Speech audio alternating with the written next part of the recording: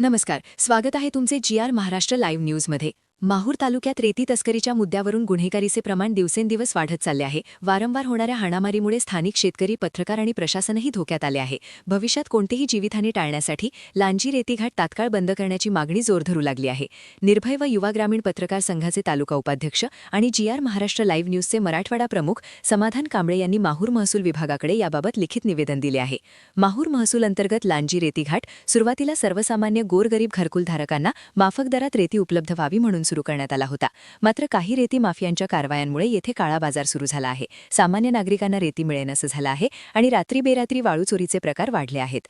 दिनांक 5 एप्रिल 2026 रोजी मध्यरात्री 11:30च्या सुमारास 20 ते 25 रेती तस्करांनी देशी कट्टा घेऊन लांजी घाटाकडे जाणाऱ्या रस्त्यालगतच्या शेतकऱ्यांवर हल्ला केला. शेतकऱ्यांना बेदम मारहाण करण्यात आली असून त्यांना गंभीर दुखापत झाले आहेत.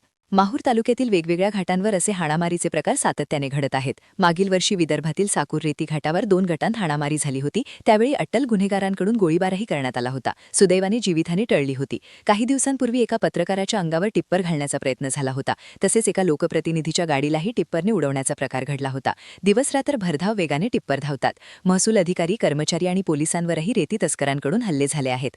रात्रभर जेसीबी आणि बोटींच्या सहाय्याने पैनगंगा नदीपात्रातून रेती उत्खनन सुरू आहे. शासनाने दिलेल्या नियमांप्रमाणे हे उत्खनन होत आहे का, की नियम धाब्यावर बसवले जात आहेत, असा गंभीर प्रश्न उपस्थित झाला आहे.